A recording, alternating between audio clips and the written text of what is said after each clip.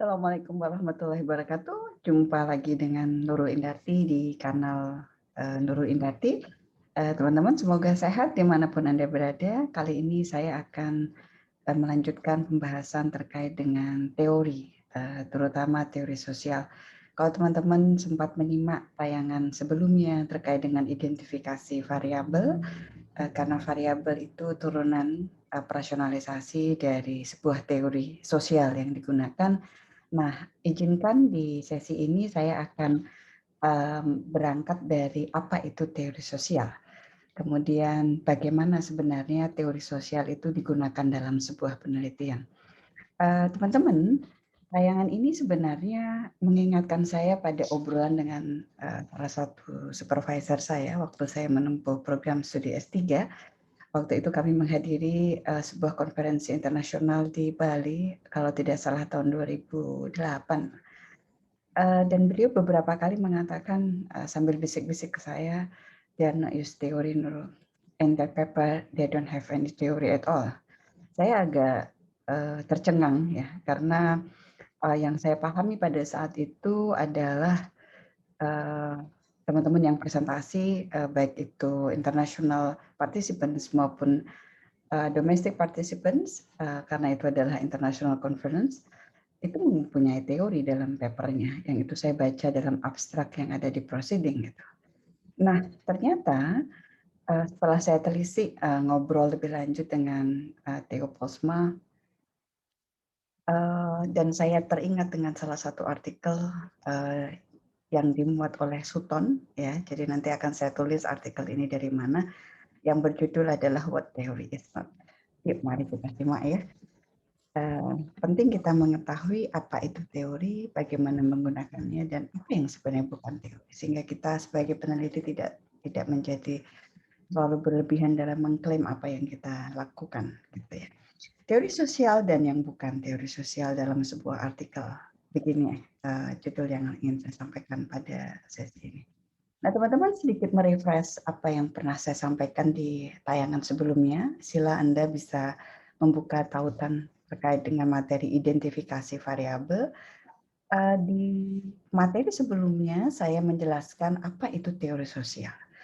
Ilmu sosial itu adalah ilmu yang membicarakan atau membahas fenomena sosial, yaitu bagaimana manusia itu berinteraksi dengan dirinya dan berinteraksi dengan manusia yang lain dalam sebuah lingkup sosial.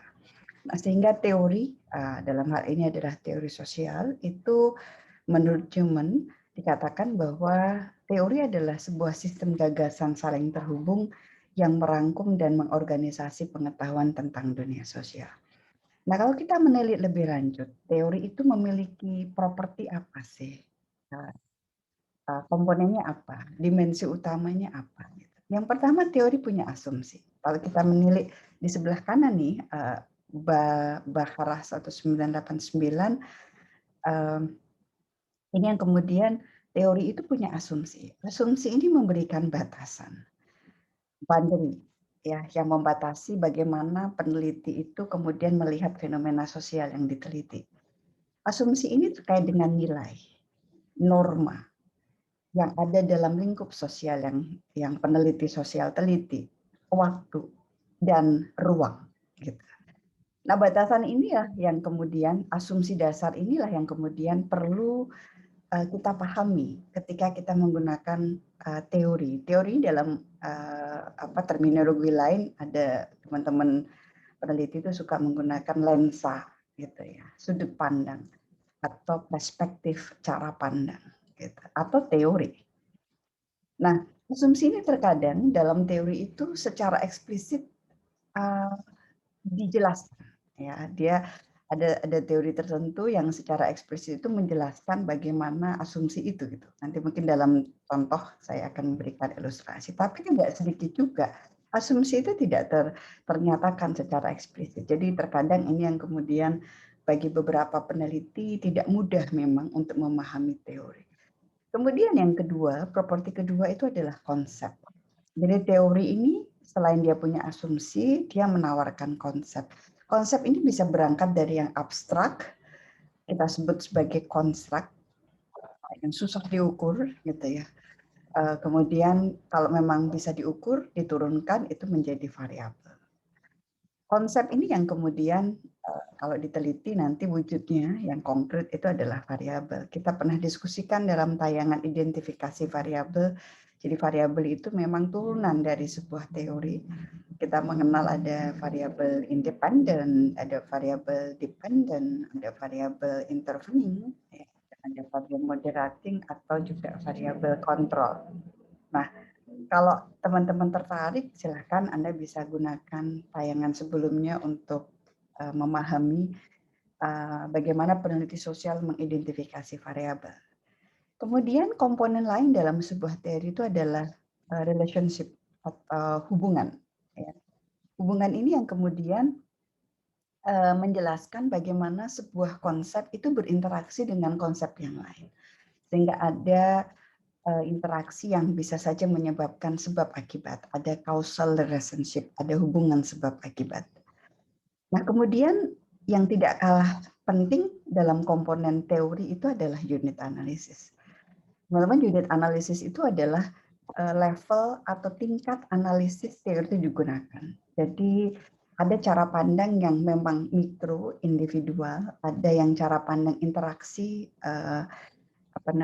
interaksi antar organisasi, atau cara pandangnya adalah organisasi gitu ya. Nah, sehingga tidak memungkinkan bagi peneliti itu kemudian kalau kita menggunakan satu teori dan kita ingin melihat fenomena itu lebih ke fenomena individu, sementara lensa yang kita pakai adalah lensa organisasi, tampaknya ini yang kita perlu refleksikan ya, apa tepat teori yang dipakai. Nah, teori sosial itu mengacu ide, argumen, dan spekulasi penjelas tentang bagaimana dan mengapa masyarakat atau elemen manusia di dalamnya dibentuk, berubah, berkembang dari waktu ke waktu, dan akhirnya menghilang. Nah, teman-teman, saya perlu sampaikan sekali lagi, teori punya boundary, punya batasan. Dan perilaku sosial ini perilaku berkembang. Ya. Maka kita juga perlu menilik dan memahami bahwa teori ini, teori sosial terutama, ini tidak menawarkan sebuah jawaban yang sempurna, sebuah jawaban yang selesai, dan sebuah diskusi yang benar secara absolut gitu. Nah, saya ingin mengajak teman-teman untuk membahasnya kaitannya dengan ideologi. Saya yakin sebagian besar masyarakat Indonesia memiliki ideologi tertentu. Dalam sesi ini saya tidak ingin mempertanyakan ideologi siapapun ya, karena ini bukan pembelajaran teologi gitu ya, bukan pembelajaran kaitannya dengan filosofi di ideologi gitu ya. Tetapi dalam literatur yang saya baca, Newman mengatakan ideologi dan teori sosial ini tidak berbeda. Tidak berbedanya di mana? Mereka punya asumsi atau titik awal untuk berpijak. Ya. Dalam proses diskusi itu ada point of departure. Gitu. Asumsi nanti kita diskusikan di teori sosial. Asumsinya ini seperti apa? Seperti tadi saya sampaikan, asumsi itulah yang kemudian membatasi bagaimana fenomena sosial itu diteliti oleh sudut pandang yang meneliti. Gitu. Demikian juga dengan ideologi. Ya, ideologi itu punya asumsi. Gitu. Misal asumsi yang dipakai pada ideologi tertentu itu menganggap bahwa Tuhan itu esa. Jadi ada asumsi ketuhanan itu keesaan. Tuhan itu tunggal. Sementara di ideologi yang lain dikatakan bahwa Tuhan itu tidak esa. Tapi ada aspek trilogi yang melingkupi ketuhanan itu sendiri. Ini sebagai dasar awal berpijak. Bagaimana sebuah ideologi itu berkembang dan kemudian diyakini oleh penganutnya gitu ya. Kemudian teori sosial dan ideologi itu juga menjelaskan tentang dunia sosial.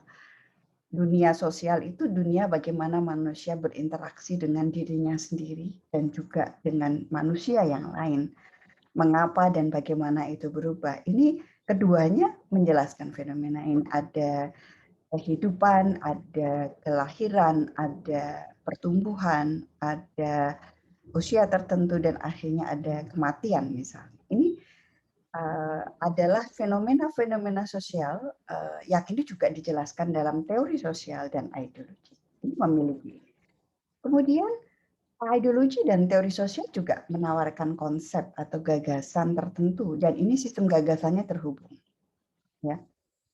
Memiliki hubungan antar konsep dan menjelaskan apa menyebabkan apa.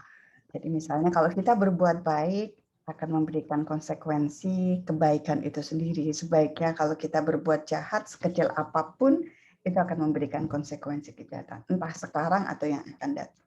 Ini adalah sebuah kesamaan antara ideologi dengan teori sosial gitu. Tetapi apa yang membedakan teman-teman?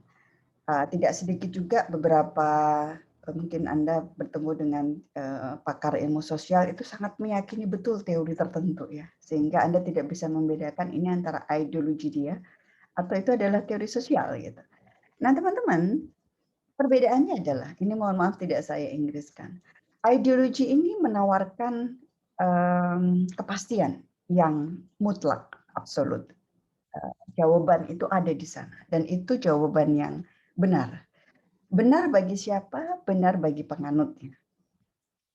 Jadi benar bagi yang meyakini. Karena kemudian diskusinya tidak ada lagi. Diskusinya sudah pasti, tertutup, dan selesai. Kemudian menghindari pengujian sebenarnya. Dalam penganut dengan keyakinan ideologi tertentu, ini kita tidak memerlukan adanya bukti-bukti yang bertolak belakang gitu. Itu justru kita tidak ingin mencari seperti itu untuk beberapa orang ya. Sehingga kita tidak terbuka atau justru malah tertutup membutakan diri dengan bukti-bukti yang bertolak belakang gitu.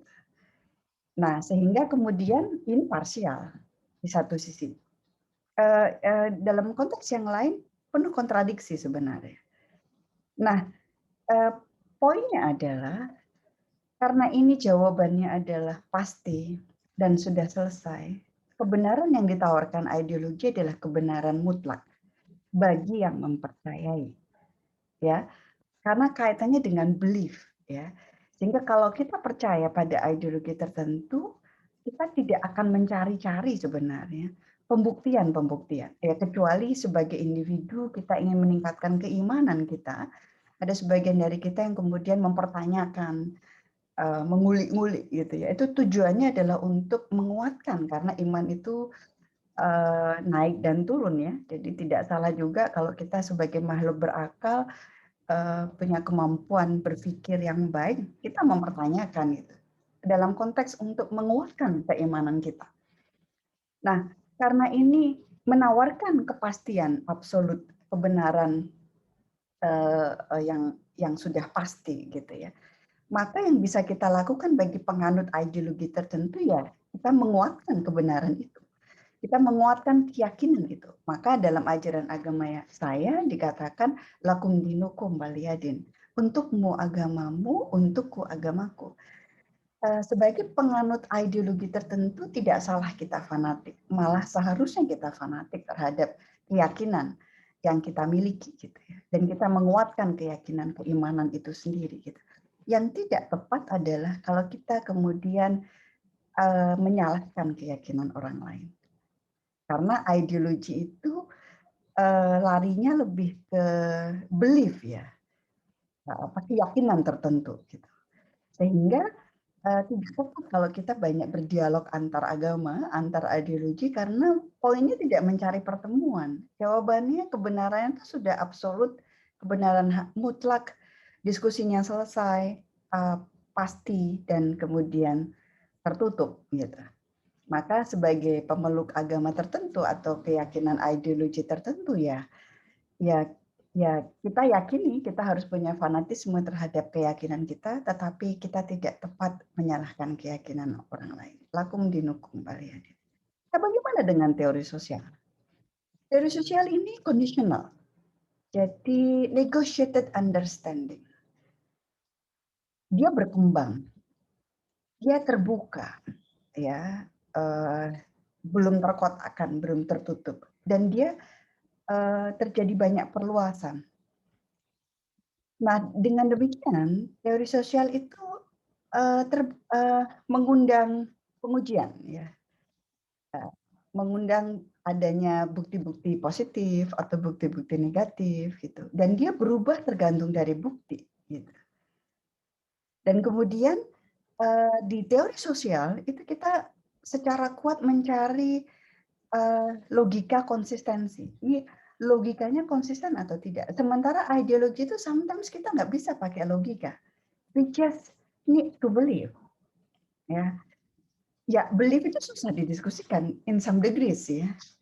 Nah, maka logika itu kadang menguatkan belief. Nah ini teman-teman, teori sosial itu tidak menawarkan kebenaran absolut. Dan dia berubah tergantung temuan yang ada.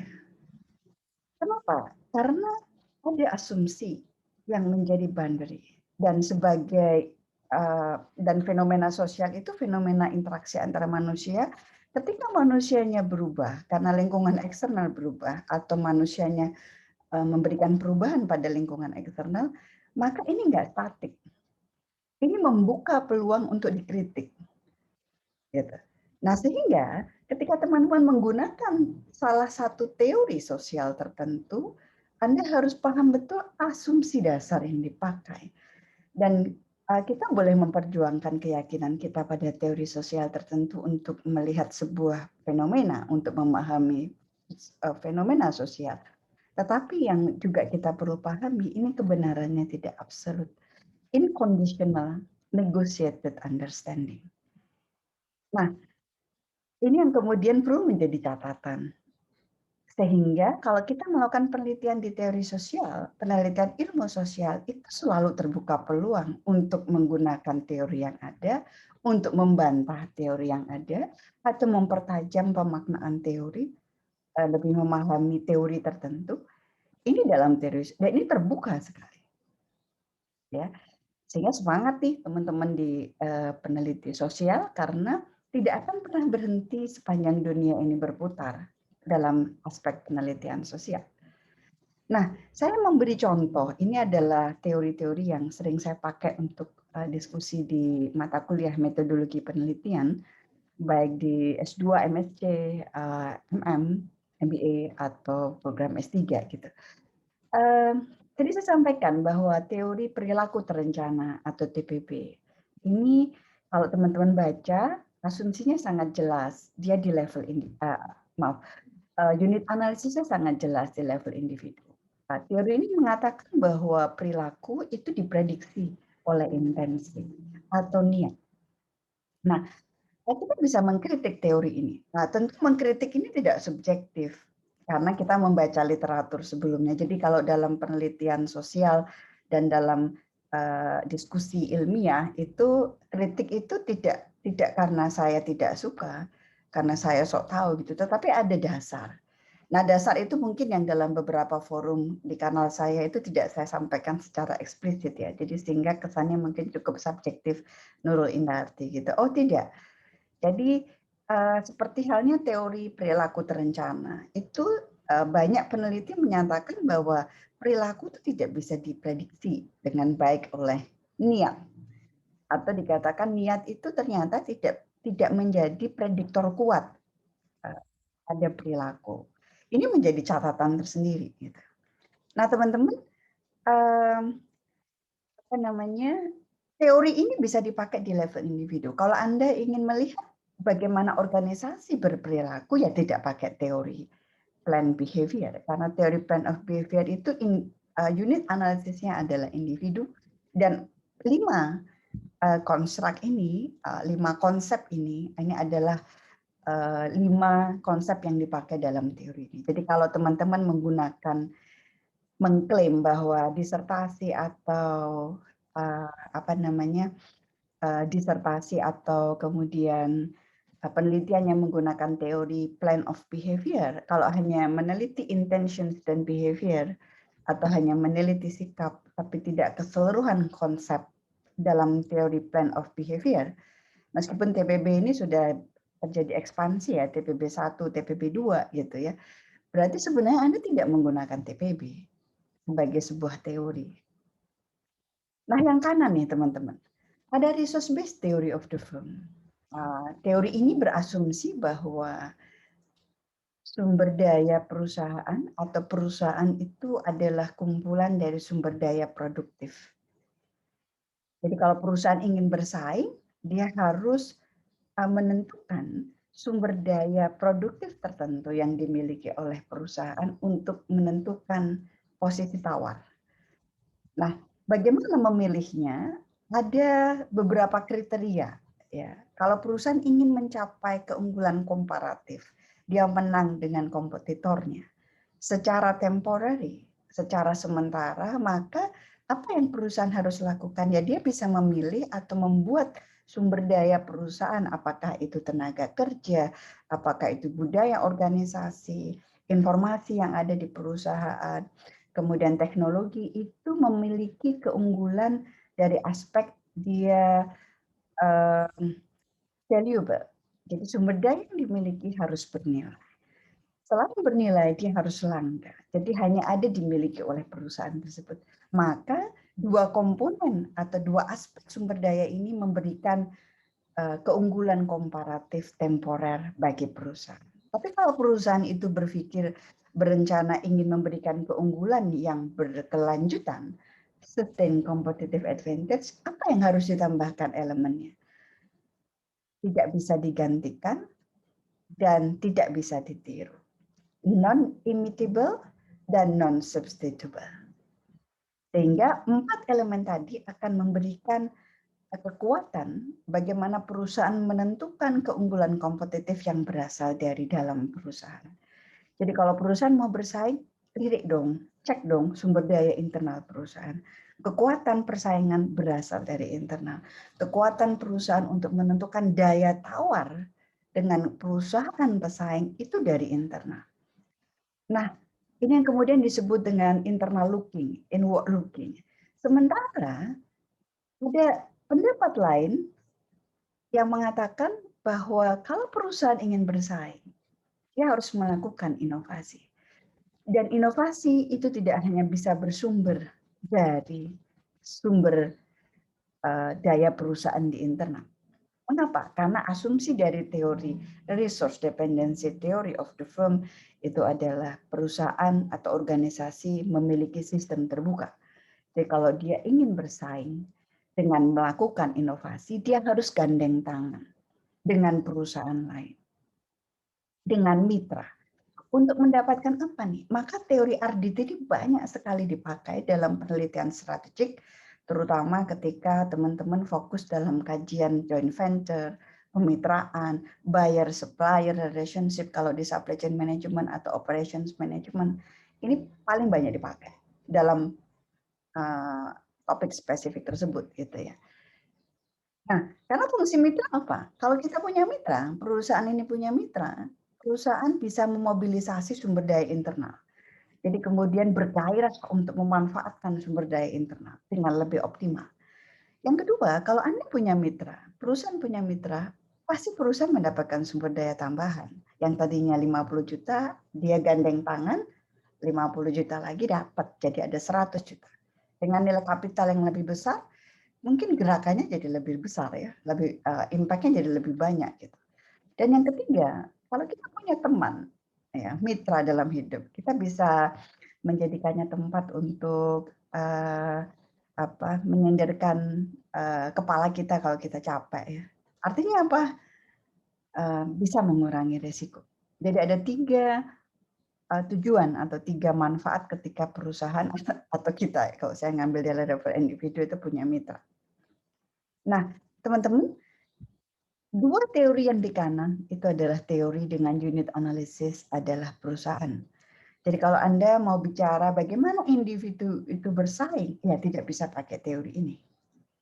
Kemudian kalau Anda mau mengamati fenomena sosial, bagaimana perusahaan bersaing, Anda harus memutuskan Anda mau mengamati dari internal atau dari eksternal.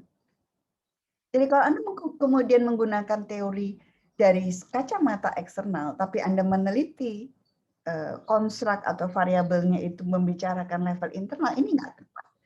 Dan sekali lagi, teori ini parsial ya. Teori ini conditional ya. hasil dari Anda melakukan pengujian teori ini, dan memang ini teori biasanya kemudian diuji, dipertanyakan kembali, ini akan menentukan bagaimana kita memaknai teori ini. Jadi tidak ada kebenaran absolut. Nah, bagaimana Anda berargumen bahwa teori ini tepat untuk penelitian Anda? Iya, teman-teman mungkin bisa cek tayangan saya pada menemukan masalah penelitian untuk basic research, problem oriented research. Berarti kita harus membaca literatur studi atau studi literatur pada penelitian-penelitian sebelumnya, bahwa ada kebutuhan untuk mempertajam, ada kebutuhan untuk meneliti kembali, atau ada kebutuhan untuk menguji kembali teori-teori ini pada fenomena sosial yang lain, sehingga menawarkan kebaruan. Atau Anda ingin mempertegas, mempertajam, atau pengujian kembali pada teori tersebut. Jadi apakah ini kemudian subjektif? Tidak juga ya, karena kemudian berdasarkan pada kesenjangan teoritis. Ya. Silakan cek tayangan saya di kanal YouTube juga terkait dengan penemuan masalah untuk basic research. Nah, jadi dari diskusi yang panjang tadi teman-teman, apa sih bukan teori dalam sebuah artikel? Tadi saya berangkat obrolan ini dari komentar yang menggelitik yang disampaikan oleh Theo Posma, supervisor saya waktu S3. Banyak artikel kita itu yang dimuat dalam konferensi yang pada saat itu kami ikut konferensi tidak mengandung teori. Nah, ini menurut Sutton, what theory is not, itu ada 5 elemen. Bisa saja teman-teman kelima elemen ini berada dalam sebuah paper atau penelitian yang Anda lakukan. Gitu ya. Tapi kelima elemen ini sebenarnya bukan teori. Itu reference. Jadi kalau teman-teman dalam diskusi di artikel Anda menggunakan beragam reference. Reference sendiri itu bukan teori. Ya hanya reference, acuan yang dipakai. Kemudian yang berikutnya adalah data. Data yang kita gunakan untuk analisis ini bukan teori. Kemudian yang berikutnya adalah diagram, ya, grafik. Teman-teman mungkin menggunakan rangka tertentu gitu ya, diagram untuk menjelaskan kan banyak tuh ada misalnya kalau mungkin diagram tulang ikan atau rangka model bisnis misalnya ya. Kalau hanya elemen itu yang ditampilkan, itu bukan teori. Kemudian teman-teman dalam artikel juga mendiskusikan variabel, konstruk, bahkan hipotesis, ya, jawaban sementara dari sebuah penelitian. Kalau itu hanya didiskusikan sebagai bagian dari artikel bahwa ada konstruk yang diteliti, ada variabel yang diuji, bagaimana interaksi antara konstruk dan variabel itu dalam sebuah hipotesis, ya itu bukan teori. Komponen-komponen ini mungkin bisa jadi menjelaskan sebuah artikel, tetapi dia tidak sebagai sebuah teori yang lengkap. Maka ini perlu menjadi kehati-hatian bagi peneliti yang membuat artikel. Jangan-jangan artikel kita nggak pakai teori nih. Makanya menjadi catatan juga kalau saya membimbing mahasiswa MBA, itu di bab 2 itu saya tidak terlalu setuju menggunakan istilah landasan teori karena di beberapa penelitian di itu kami tidak menggunakan teori. Betul teman-teman memiliki konsep, Anda menjelaskan definisi, Anda menggunakan rangka tertentu untuk analisis atau rangka tertentu yang menjadi fondasi Anda dalam berpikir, tetapi mereka bukan teori. Jadi gunakan saja tinjauan pustaka. Gitu ya teman-teman, ini menjadi catatan dan pembelajaran kita bersama sehingga artikel kita menjadi tidak overclaim, tidak terlalu berlebihan dalam kita berargumen bahwa kita menggunakan teori. But the fact we are not using theory at all, we just using components dari teori, tapi tidak secara holistik. Begitu yang ingin saya sampaikan pada sesi ini, semoga bermanfaat untuk terutama untuk saya, teman-teman semua. Terima kasih atas perhatiannya. Jangan lupa berikan komen, like, share, and subscribe ya. Mohon maaf lahir batin. Assalamualaikum warahmatullahi wabarakatuh.